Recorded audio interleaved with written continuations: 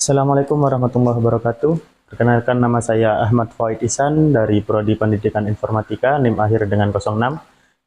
Saya akan menjelaskan tentang teori belajar humanisme, yang mana di dalamnya itu terbanyak.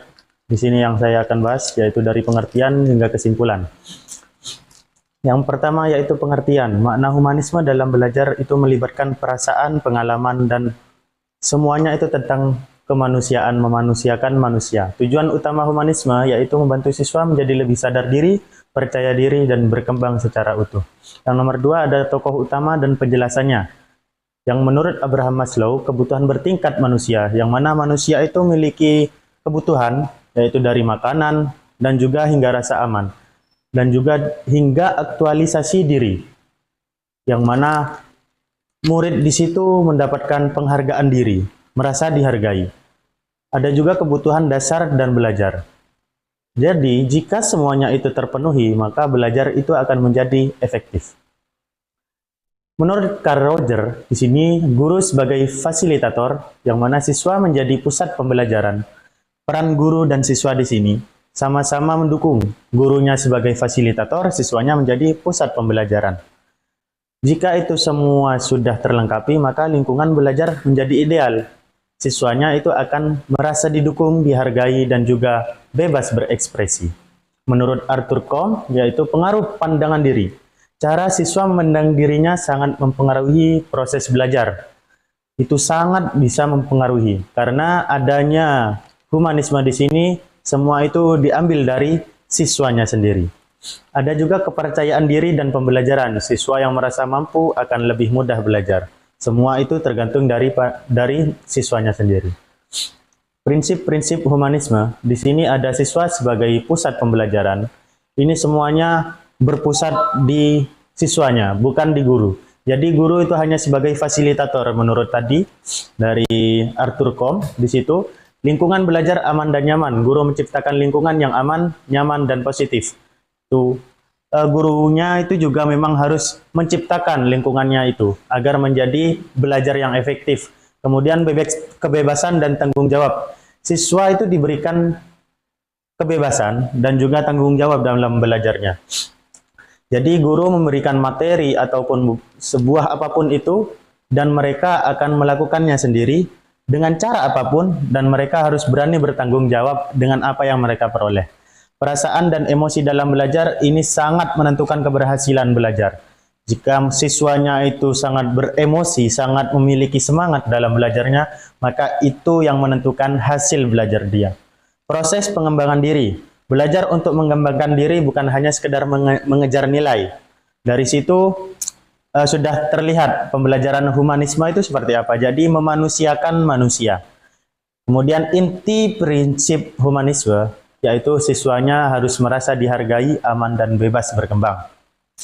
Ada juga tujuan pembelajaran humanisme. Yang pertama yaitu mengenal diri, membantu siswa mengenal dirinya lebih baik.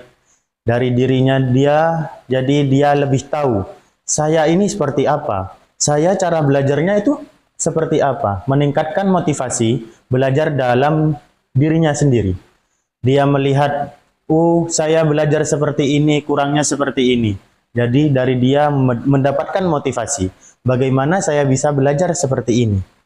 Saya melihat temanku bisa menjadi bintang kelas, bisa menjadi juarawan. Bagaimana dia bisa belajar seperti itu?